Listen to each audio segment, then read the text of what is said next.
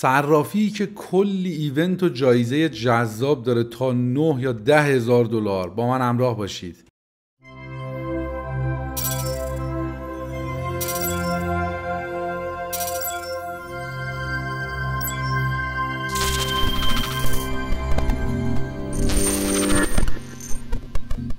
سلام و وقت بخیر خدمت همه دوستان. یاسر گنبدی هستم، به کانال یوتیوب من خوش اومدین. خب دوستان، با یکی دیگه از ویدیوهای صرافی توبیت در خدمتتون هستم. توی این ویدیو می‌خوایم واریز و برداشت توی صرافی رو با هم آموزش ببینیم و اینکه ببینیم بخش کپی ترید صرافی به چه صورت کار میکنه، چجوری فعالش کنیم که اون بونس بخش کپی ترید رو هم دریافت کنیم. اگه کانال یوتیوب ما رو سابسکرایب نکردید، کلیدش پایین همین ویدیو هست، لطفاً رو کلید سابسکرایب بزنید. یه دونه هم کامنت انگلیسی یا فارسی برای من بذارید که سابسکرایبتون از سمت یوتیوب ربات شناخته نشه و از بین نره. توی ویدیو قبلی من آموزش ثبت نام توی صرافی رو دادم. اگر اون ویدیو رو ندیدید، علامت تعجب گوشه رو که بزنید ویدیو آموزش قبلی میاد، میتونید اون ویدیو رو بزنید ببینید که صرافی ثبت نام به چه صورتیه، موارد امنیتی رو توی صرافی چجوری فعال بکنید و اینکه بخش بونس ها یا ریوارد ها به صرافی به چه صورت کار میکنه و چجوری باید ازش استفاده بکنید. خب تو ویدیو قبلی ما یه دونه اکانت ساختیم و ثبت نام انجام دادیم، بخش مختلف رو من توضیح دادم. حالا توی این ویدیو ما میخوایم واریز انجام بدیم توی صرافی که حالا بونس مربوط به واریز رو دریافت کنیم. دوستان حتما عضو کانال تلگرام بشید، همین کانالی که آیدیش این گوشه پایین هستش، حتما عضو کانال تلگرام بشید، چون این صرافی بونس های خیلی زیادی میده و ایونت های خیلی مختلفی داره در زمان های مختلف و عضو کانال تلگرام بشید که هر ایونتی که فعال شد من توی کانال اعلام میکنم و شما بتونید استفاده کنید و بالاخره سودش رو دریافت کنید. خب بریم برای واریز. شما وارد صرافی که میشید، حالا اینجا روی اکانت بزنیم، این صفحه اکانت شماست. از اینجا روی اسست که بیاید توی بخش حالا اسپات اکانت یا فیوچرز اکانت فرقی نداره. حالا ما میخوایم واریز انجام بدیم، از کلید دپازیت میتونید استفاده کنید. یه نکته رو من تو ویدیو قبلی یادم رفت بگم، اینجا بگم که اینو در نظر داشته باشید. من این صفحه سایت یه ذره کوچیک‌تر بکنم. اینجا روی این علامت کره زمین که بیاید، اینجا شما میتونید ارز مورد نظرتون رو انتخاب بکنید که اینجا میبینیم آیا ریال هم داره توی گزینا و از این طرف شما میتونید زبون صرافی رو فارسی کنید، یعنی کلا اینجا صرافی رو فارسی کنید و از این بغل هم بیاید مثلا بزنید، این جابجا شد، از این بغل هم بیاید مثلا بزنید روی ریال، یعنی کل دارایی شما رو معادل ریالیش رو نشون میده. حالا هرچند این بخش هست، ولی برای دوستانی که ترید انجام میدن و حالا توی زمینه ارز دیجیتال فعال هستن و کار میکنن، یه نکته خیلی خیلی خیلی مهم، دوستان هیچ وقت قیمت ارزها رو ریالی بررسی نکنید، چون قیمت ریال ما با دلار نوسان شدیدی داره، این شما رو گیج میکنه. همیشه قیمت هر ارزی رو میخواید بررسی کنید، توی هر صرافی میخواید بررسی کنید، با دلار مقایسه کنید، قیمت دلاری ارز رو در نظر داشته باشید، چون میتونه قیمت ریالی یک ارز، میبینید مثلا شب میخوابی صبح بلند میشی قیمت ریالی میبینید جابجا شده، در صورتی که قیمت دلاری اون ارز تغییری نکرده و مثلا ریال ما ارزشش کمتر شده، دلار گرونتر شده، اون ارزش ما رشد کرده. پس شما همیشه اینو در نظر داشته باشید. اول اصلا من تاکید میکنم از صرافی‌های ایرانی اصلا استفاده نکنید، فقط برای خرید ارز استفاده کنید یا فروش. ترید کردید، توی ایردراپی فعالیت کردید، توی پلتفرمی رفتید سرمایه گذاری کردید، سود گرفتید، میخواید اون پولتون رو تبدیل بکنید، ببرید صرافی ایرانی، حالا هر ارزی که هست، نات کوین، بیت کوین، تون، دلار، ترون، هر ارزی که هست، ببرید صرافی ایرانی، تبدیل به ریالش کنید و بریزید تو کارت بانکیتون. برای ترید کردن، برای تبدیل کردن ارزها به همدیگه، مثلا شما ترون دارید میخواید تبدیل مثلا به تون کوین بکنید، بزنید برای ایردراپ ها، از صرافی‌های خارجی استفاده کنید. کارمزدهای صرافی‌های خارجی به شدت پایینه نسبت به صرافی‌های داخلی. و نکته دیگه این که صرافی‌های داخلی ایران مثل بم ساعتی ان، یه واقعیتیه که باید بپذیریم. صرافی‌های ایرانی یهو می‌بینید برای شما واریز و برداشت رو محدود میکنن، 72 ساعت شما نمیتونی برداشت بزنی، نمیدونم 24 ساعت محدودیه برداشت شما قفل میشه، اصلا ارز نمیتونی جابجا بکنی. در صورتی که صرافی خارجی اینجوری نیستن، شما هر لحظه از شبانه روز هر مقداری که بخواید میتونید ارز جابجا بکنید. یا مثلا ترید کردن رو برای شما میبندن، حالا چراش معلوم نیست، و از همه بدتر دولت مالیات از شما میگیره، چون شما باید احراز هویت بکنید، وریفای بکنید با کارت ملی و اینا، تریدی انجام بدید، خرید فروشی انجام بدید توی صرافی ایرانی. اون بحث سود دلاری که قانونش جدیدن دولت گذاشته شامل حال صرافی ایرانی هم میشه، چون اطلاعات شما رو، کد ملی شما رو دارن. پس شما شامل مالیات میشید، احتمال داره یارانتون رو یه وقت قطع بکنن، سهام عدالت بهتون نرسه و یا اینجور داستانا. پس پیشنهاد میکنم از صرافی‌های ایرانی فقط برای چنج کردن استفاده کنید. یعنی فقط ببرید اونجا تتر بفروشید، ریال دریافت کنید، تتر بخرید بیارید توی صرافی‌های خارجی ترید بکنید.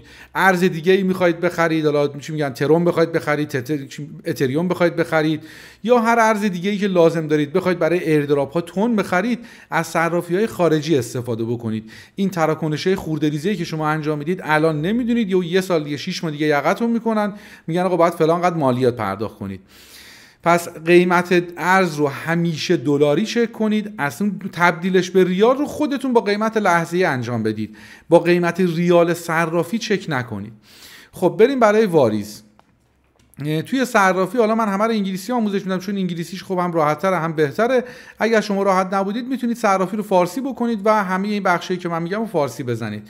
روی کلید دپازیت میزنید، اینجا برای شما وارد بخش واریز میشه که از این بخش اول میگه ارز مورد نظرتون رو شما انتخاب بکنید. هر ارز دیگه مد نظرتون باشه اینجا میتونید بنویسید، مثلا بزنید BTC یا TRX، هر ارزی. اینجا من حالا میزنم ارز USDT رو انتخاب میکنم. از این پایین هم شما میتونید شبکهش رو انتخاب کنید، ببینید اون صرافی چه شبکه‌ای داره، اون شبکه رو انتخاب کنید و واریزتون رو انجام بدید. من روی بایننس اسمارت چین میخوام ارسال کنم. اینجا میاد میگه آقا آدرس شما فقط برای USDT، ارز دیگه ای روی این آدرس ارسال نکنید، اگه ارسال کنید احتمال داره به این برو، اینجور داستانا. این تیک رو میزنیم و کانفرم میکنیم. این آدرس ولت ماست که ساخته شده. یه نکته خیلی مهم توی همه صرافی ها به این نکته دقت بکنید. خیلی افراد سرمایه‌هاشون سر این موضوع از دست دادن. دوستان مینیمم دپوزیت رو همیشه توی صرافی ها دقت کنید. مثلا توی صرافی میرید میگه مینیمم دپوزیت 10 سنته، 0.1 دلار، ولی اینجا میبینید مینیمم دپوزیت زده 5 دلار، یعنی حداقل شما 5 دلار میتونید واریز کنید. کمتر از 5 دلار واریز کنید روی اکانتتون نمایش داده نمیشه. این پایین توی توضیحاتش نوشته. و اینجا هم کانفرمیشنش هم گفته آقا روی شبکه باید 15 تا کانفرم بخوره که شما بتونید ببینید.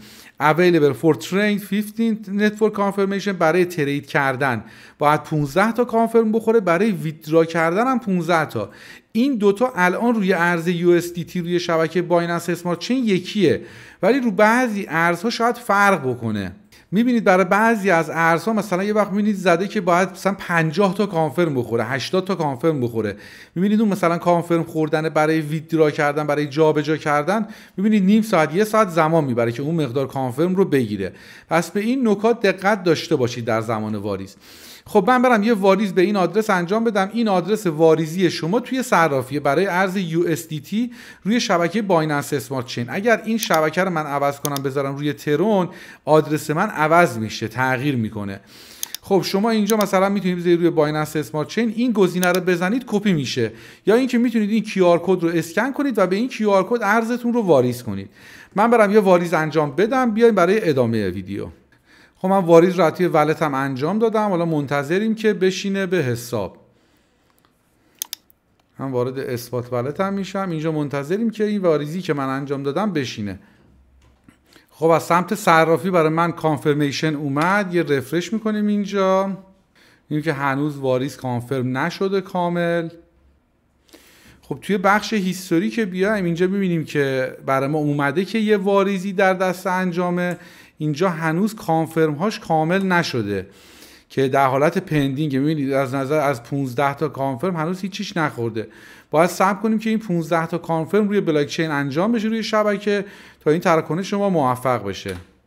خب واریز ما موفق شد و میبینید که ساکسسفول زد. اینجا من وارد بخش اسست میشم. توی بخش اثبات میبینیم که خب این مقداری که من واریز کردم اینجا اومد. اینجا به صورت دلاری داره نشون، به صورت بیت کوین نشون میده که شما میتونید تغییر بدید بذارید کلا دلاری بهتون نشون بده. اینجا مقدار حدودیش به بیت کوین رو نشون میده. خب بخش‌های مختلف ترید رو من توی این ویدیو خدمتتون توضیح بدم. بخش اول که وارد بخش مارکت میشید شما، اینجا بازارهای مختلف رو برای شما آورده و نشون میده. از اینجا شما میتونید روی گزینه ترید بزنید و صفحه ترید این پلتفرم فعال میشه براتون. اینجا بخش خرید و فروش ارزه به صورت اثبات، مارکت اثباتشه که حالا سایز اصلی شما بخواید بزنید به این صورته.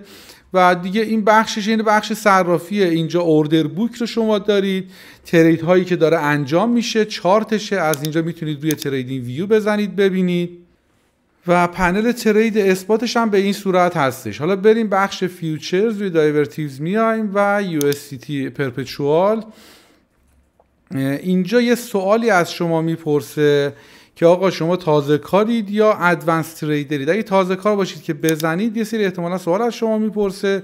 این پنلی که برای شما باز میکنه پنل بیگینر، پنل حرفه‌ای نیستش.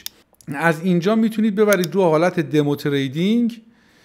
این حالت دمو تریدینگ، اینجا پنل دمویی که بخواید تست کنید که دمو چجوری انجام میشه ترید. باز روی همین بزنید برمیگرده به حالت لایو. از اینجا توی ستینگ میبرید که بخش تنظیماتشه که حالا بخش فیوچرزش رو اختصاصی کامل من توی ویدیو دیگه توضیح میدم. و پنل ترید فیوچرز اگرم ادوانس بزنید که حالت ادوانس بهتون نمایش داده میشه. این هم صفحه ترید فیوچرزش که به این صورت هستش و میتونید استفاده کنید. حالا ترید بخش اثبات و ترید بخش فیوچرز رو من توی ویدیو جداگونه هر کدوم رو کامل توضیح میدم و اینکه بخواید سیگنال بزنید به چه صورته. و یه نکته مهم هم اینجا دقت بکنید، لوریجش رو از اینجا میتونید کم و زیاد بکنید. یه خوبی که این صرافی داره، این نکته رو من اینجا بگم، برای بخش جوایزی که گذاشته بودن برای بخش ایونت هاش هیچ محدودیتی نداره. یعنی مثل صرافی‌های دیگه نیستش که بگه نه ایونت ها باید حتما شما انقدر حجمتون باشه یا مثلا محدودیت زمانی 1 روز 2 روزه به شما بدن یا محدودیت لوریج بدن که بگن آقا شما اگر توی فیوچرز ترید میکنید لوریج نباید بیشتر از 5 باشه. همه ترید ها، همه فضاها باز و آزاده. یعنی ترید هایی که شما میزنید برای حجم که حجم بزنید و بونس حجمی دریافت کنید، بونس $9000 که گفتم، اونجا محدودیت حجم شما، محدودیت لوریج شما ندارید. با اهرم 200 هم شما ترید کنید، حجم برای شما محاسبه میکنه که این خیلی خوبه، سریعا حجم معاملات شما بالا میره. یعنی اهرمی که بتونید بیارید بالا. وقتی اهرم پایین باشه حجم معاملات شما خیلی سخت بالا میره. اینجا میبینید که توی این بونس ها من این بونس اول $10 رو دریافت کردم برای واریز، شدش این تیکش خورده، وارد بخش بالانس هم میشم. حالا من بخوام برم ترید فیوچرز انجام بدم، اون بونس اضافی برای من نمایش داده میشه. خب بریم بخش کپی ترید هم ببینیم که این بخش کپی تریدش به چه صورت هستش. این بخش تریدر شدن رو من جدا توی ویدیو توضیح میدم. توی این ویدیو صرفا کپی ترید رو میگم. خب این پایین توی مستر آف تریدینگ، توی این بخش مستر آف تریدینگ تریدرهای مختلف رو زده براتون. اینجا های ارنینگ، اینجا میزان ROI شون رو میبینید که طی 30 روز گذشته چقدر بوده. این ROI میزان سودشونه که درصدها رو اینجا میبینید. شما هر کدوم رو که بخواید میتونید انتخاب بکنید. و یه نکته رو دقت بکنید، سرمایه‌ای که اون تریدر جذب کرده این پایین داره بهتون نشون میده و تعداد افرادی که فالوش کردن. این بالای 68 نفر فالو کردن که از این 68 نفر مقدار $768 سرمایه وارد شده برای کپی ترید. و خب نمودار عملکردشون رو هم اینجا شما میبینید که به چه صورتی عمل کردن از زمانی که فعال شدن. یه سریشون سودده بودن، یه سریشون ضررده بودن. و از اینجا شما میتونید بزنید آل پرو تریدرز، کل تریدرها رو برای شما لیست میکنه. از اینجا شما میتونید درصدها رو ببینید. لیست کردن رو اینجا شما میتونید تنظیم کنید. میگه آقا بر اساس ROI 7 روز گذشته، من میگم آقا 30 روز گذشته، این لیست تغییر میکنه. میزان سودی که طرف توی 30 روز گذشته داشته لیست تغییر میکنه. میتونید از اینجا توتال PNL بذارید، میتونید روی توتال PNL بذارید، میتونید روی وین ریتشون بذارید، اونایی که وین ریت بیشتری داشتن. و از اینجا میتونید تعیین کنید. روی ROI بذارید، به نظر من از همه بهتره. و باز این تریدرها رو میتونید توی روزهای مختلف بیایید ببینید، تغییر بدید. حالا تریدرهای دیگه رو انتخاب کنید. اینایی که میبینید اینجوری پنلشون 0%، اینا تریدی نداشتن. خب این فقط فعال کردن، تریدی انجام ندادن. خب حالا ما اینجا میایم یه سریشون که کلا ضررده بودن، این بنده خدا رو 360% ضرر بوده. خب میایم این اولی و حالا ما این گزینه اول رو انتخاب میکنیم، میبینیم نوسان آخرش میبینید روی ضرر بوده رو نمودار آخر. این دومی روی 30 روزش سود خوبی داده. حالا بریم روی 7 روز گذشته ببینیم چی جوریه نمودارها. این بد نبوده. خب این به نظر من تریدر خوبی بوده. حالا فالوور کمی هم داره که میبینیم همین شخصیه که اینجا گزینه دومه. چون من این گزینه رو انتخاب میکنم، روی کپی میزنم. اینجا میاد میگه که آقا مقداری که میخواید سرمایه بذارید چقدره. میگه آقا حداقل شما $10 باید روی کپی ترید بذارید. من میذارم که آقا $10 من میخوام روی کپی ترید بذارم. میگه آقا حداقل توی پوزیشن چقدر باشه؟ حداقلش $10. منم میگم آقا $10. اینجا میگه آقا لوریجی که شما میخواید بذارید، اهرمی که شما میخواید رو معاملاتتون بذارید، اهرمو تنظیم میکنید. میگه آقا مثلا اهرم من بالاتر از 5 نره. خب ولی یا نه، میگی که آقا اهرمی که تریدر گذاشت، همون تریدر هر مقدار اهرم گذاشت واسه منم همونجا بذار. مثلا یه وقت میبینی تریدر اهرم سنگینی میذاره، اینجا میاد ریسک کنترل رو برای شما باز میکنه که اینجا شما میتونید تنظیم کنید که چقدر سود و ضرر برای شما ایجاد کنه. مثلا اینجا میگید آقا به من 20% بیشتر از 20% ضرر زد ببند. شما میاد خودتون تنظیم میکنید که آقا اگر ضررهای من رسید به من، پوزیشن من رسید به منفی 20%، پوزیشن رو ببند. یعنی اصلا کاری به استاپ اون تریدره نداریم. مثلا بعضی تریدرها های ریسک ترید میکنن، با ریسک بالا ترید میکنن، مثلا میان چیزو میذارن روی استاپشون رو میذارن رو 30%، رو 40% و اینجوری. خب یه سری نمیخوام، میگه آقا پوزیشن من 20% ضرر کرد ببندش. این دیگه شما رو، اون پوزیشنتون رو از کپی ترید جدا میکنه، پوزیشن های بعدی رو میگیره. یا توی موقعیت های سود شما میخوای سود کم بگیری، میگه آقا پوزیشن 10% سود داد ببند، پوزیشن مثلا 5% سود داد، پوزیشن رو برای من ببند ریسکی نشه. حالا این باید یه مدت از پوزیشن یه دونه تریدر استفاده کنید که بهتر بشناسیدش. حالا برای اینکه یه دونه تریدر رو بهتر بشناسید چیکار میتونید بکنید؟ این باکس های کپی ترید که هست، مثلا من این تریدر رو میخوام بررسی کنم، روی این میزنم، روی این باکسش، اینجا باز میشه کل عملکردش نشون میده. ROI چقدر بوده، میزان سودی که ایجاد کرده، فالوورز PNL، سود تریدر، افرادی که فالو کردن چقدر بوده، $2 خورده بوده، خب سرمایه کم بوده. بعد میانگین درآمدشون چقدر بوده، $11، وین ریتش 100% بوده، کل ترید هایی که انجام داده تا الان 4 تا ترید داشته. و اینجا شما نمودار عملکردش رو میبینید و بقیه گزینه ها. اینجوری شما میتونید باز تریدرها رو دقیق تر بررسی بکنید. بریم این یکی تریدر رو ببینیم، میبینیم که این تریدر مثلا میانگین ضررهاش تقریبا $30 بوده، میانگین سوداش این PNLشه. خب میانگین سوداش این پرافیت اند لوز حساب میشه، وین ریتش 83% بوده، کلا هم 6 تا ترید بیشتر نزده. حالا اینجوری میتونید تریدرهای مختلف رو طی مدت زمانه مختلف خودتون بررسی کنید، هر کدوم رو که مایل بودید انتخاب کنید. حالا من برای که دارم آموزش میدم این شخص رو انتخاب کردم. خب میایم اینجا روی کپی، باز من میزنم، سرمایه رو میذاریم $10، حداقل پوزیشن هم میذاریم $10. از این گزینه اول هم میتونید خودتون تنظیم کنید که آقا چه مقداری توی یه پوزیشن بذاره. مثلا من اینجا میزنم $5. شخص که داره کپی ترید میزنه، شخصی که داره ترید میکنه، میاد مثلا یه تریدی میزنه، میگه آقا این ترید مقداری که وارد معامله میشه 10% بالانسشه. من اینجا زدم که آقا واسه من بیشتر از 5% بالانس نذار. میاد مثلا توی یه دونه پوزیشن 20%، 30% یا 100% بالانس رو میبره توی پوزیشن، توی معامله. من میگم آقا بیشتر از 10% بالانس من توی یه معامله نره. خب از اینجا شما میتونید ریسک رو خودتون کنترل کنید. میتونید هم کاری نداشته باشید به این، دقیقاً همون چیزی که اون شخص میزنه برای شما انجام بشه با تمام اون ریسک هایی که اون شخص میکنه. خب بعد اینکه تنظیمات رو انجام دادید روی این تیک میزنید. یه نکته خیلی مهم، این تیپی و استاپی که اینجا میذارید اینا قطعیه و توی کپی شما رو سریعا قطع میکنه.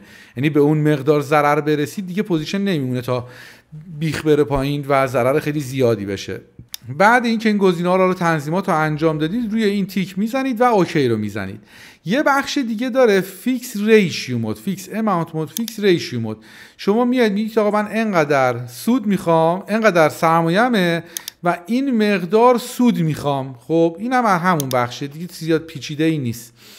این گزینه رو که انتخاب کردید و در نهایت روی کلید اوکی میزنید. اینجا میاد جزئیات رو میگه شما این تریدر رو انتخاب کردید، سیستم کپیتون کپی کننده است، کپی تریدینگ رولیج، میگه تمام تنظیمات همون چیزیه که تریدر داره میزنه و مقدار سرمایه‌ای که گذاشتید $10، مقدار سینگل پوزیشنی که برای شما باز بشه حد اکثر $10، بقیه تنظیمات هم که ما گفتیم هر چی تریدر زد و کانفرم رو میزنیم. اینجا برای ما کپی تریدمون فعال شدش و اینجا میبینیم که $10 از سرمایه ما وارد این بخش شد و کپی برای ما فعال شد. حالا باید ببینیم توی روزهای بعد این نت پرافیت که به شما نشون میده میزان سود یا ضرری هستش که شما توی ترید از این کپی تریدر گرفتید و اینو میزنیم. حالا کپی تریداشون هم اینجوری نیست شما بزنی همون لحظه براتون ترید انجام بشه، همون لحظه براتون ترید بخوره و شروع بشه. باید صبر کنید که ببینید چی جوریه.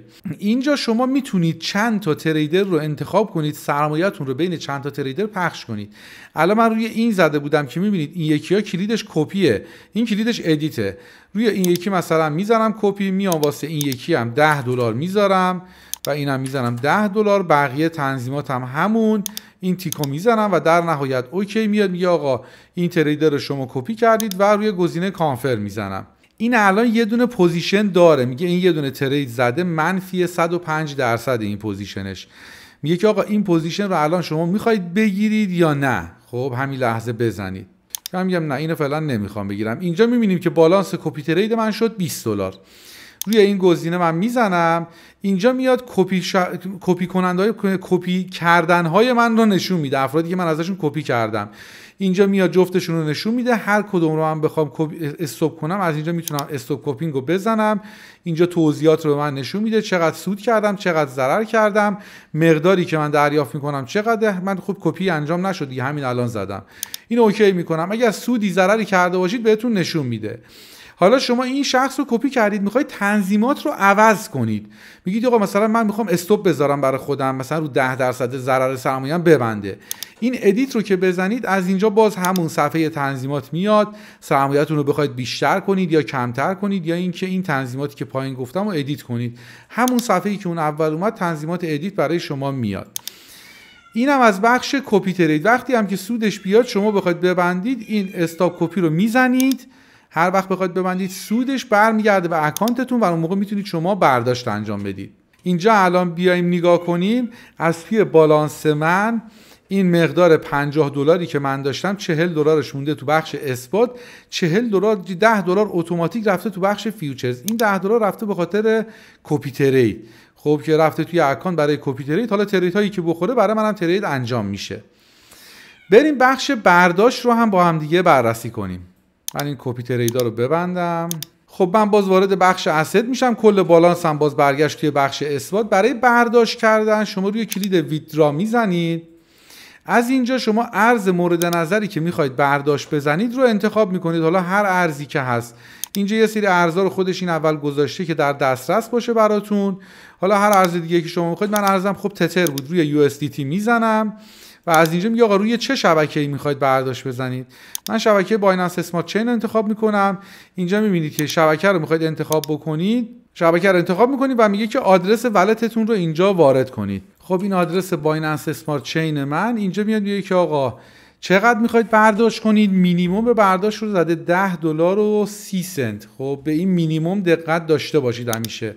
من اینجا میزنم مکس، میخوام کلش رو برداشت کنم که اینجا میبینیم کارمزد 30 سنت کارمزد برداشت. اینجا به فی ها دقت کنید، روی شبکه‌های مختلف فی انتقال فرق میکنه. برای جایی که میخواید ارز بفرستید یه وقت مثلا فی رو باید حساب کنید، اینجا میتونید فی رو ببینید. خب من همه اطلاعات رو زدم درسته، روی کلید ویدرا میزنم. اینجا میاد به من میگه که اطلاعاتتو چک کن، مقداری که برای من میشینه انقدر، ترانسفر نتورک بایننس اسمارت چینه، به این آدرس دارم میفرستم، فی انقدر، نوع انتقالم آن چین ترانسفر، همه چی اوکی. روی کلید کانتینیو میزنم، به من میگه گوگل اتنتیکیتور یا شماره موبایل رو باید فعال کنی برای برداشت کردن. من توی اول ویدیو فعال نکردم. حالا من روی بخش گوگل اتنتیکیتور میزنم که فعالش بکنم. خب من رفتم تنظیمات امنیتی رو اوکی کردم، اومدیم دوباره باز برداشت زدیم، همون اطلاعات رو داره نشون میده. حالا اینجا من کانتینیو رو میزنم، میگه کد ایمیل. اول ویدیو گفتم توی ویدیو آموزشی که یه دونه ایمیل معتبر بدید به سایت. خب اینجا من میزنم کد رو برای ایمیلم بفرسته. خب دوتا کد رو که وارد کردیم روی کلید اوکی میزنیم و خب میبینیم که تراکنش ما فعال شدش برای ویدرا کردن. حالا منتظرم که این ویدرا انجام بشه و پول به ولت من واریز بشه. اینم از واریز و برداشت و بخش کپی ترید دیگه. حالا توضیح دیگه این نمیمونه. اگر سوالی داشتید میتونید به آیدی من که در تمام طول ویدیو هست پیام بدید یا پایین همین ویدیو کامنت بذارید. برای بخشای بعدی هم هر بخشی که نیاز بودم ویدیو بسازم براش کامنت بذارید. بخش ترید اثبات و ترید فیوچرز رو من به زودی آموزش اختصاصیش رو کامل میذارم. لایک و کامنت و سابسکرایب فراموش نشه. پیروز و ثروتمند باشید تا ویدیوهای بعدی. شب و روزتون خوش. سرشار از عرصه دیجیتال.